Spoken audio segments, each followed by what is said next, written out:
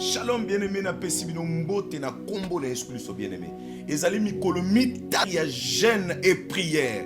Bien-aimé toko sambela 5 jours de prière ya jeûne et prière. Et kozala somo bien-aimé toko bandango le 14 décembre, le 15, le 16, le 17, le 18 et kozala moto na mission évangélique Goshen. Kozanga te bien-aimé. Ezana batu mususu yokola Bible zolo bango na psaume 70. Bible zobanini bien-aimé. Soni o bazo préparé pour elata yo et kolata yo te et bango banguna bakozala confondi. Babi ke confusion ko kota na kana bango. Ezala batu mususu bazo lukaka ka vina yo, bazo lukaka baboma yo, bazo lukaka ba exterminer yo. Osala ka ba perte ndengo tekaka wana okutana na mobali libala esimba te boka bonaka bongo. Nzamba diba o alatinga alliance.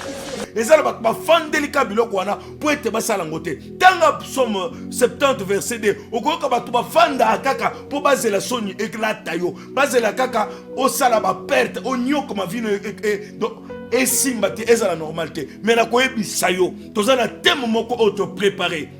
Que la honte ne couvre plus ma vie au nom de Jésus-Christ. Et ça thème na biso bien-aimé. La fin de l'année, ozoyebi sanzambe, sonye la tanga li susute. Pasi kanganga li susute. Na ningi li susu sonite. Bao bazo zela wana, bazela longtemps, bako zela, mais bako simba ngate, pe bako resite. Ngana kosala perte te, ngai sonye kola tanga te, vina nga pe kobe bate. Yango to tche témoana.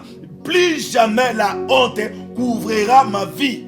Boyango, telema bien-aimé, tous en 5 jours de prière, Kozanga Tena Aveni, Dibaya numéro 69, Nakasavu bien-aimé. Référence de Bisso, Ezakler, croisement Shaba Dibaya, Ezobandana décembre, Toko Liate, Toko Sambela, et Kozala prière Moko, Ata Monguna Nini, Oyazo désiré, Oyazo Ninga échec Nayo, et Kosimbate. Ezali na psaume 70 verset 2 toko boyango munguna mokote akoresi kokwa isayo au nom de Jésus-Christ. Bozangate bozala na prière à partir à 16h juste tiba 19h30 toko sambe la makasi toko ebisa nzambe sonia boye pona nini. Pourquoi ozotika banguna nanga bakende ko dominer singa ba neutraliser nga na boyango bakokoka te na komoneso parce que ezali lobana yo toko kanga ele lobana ye e ko simbate zambalo la pambole bino. Bienvenue muto azangate boya ebele zambe apambole bino. Bye.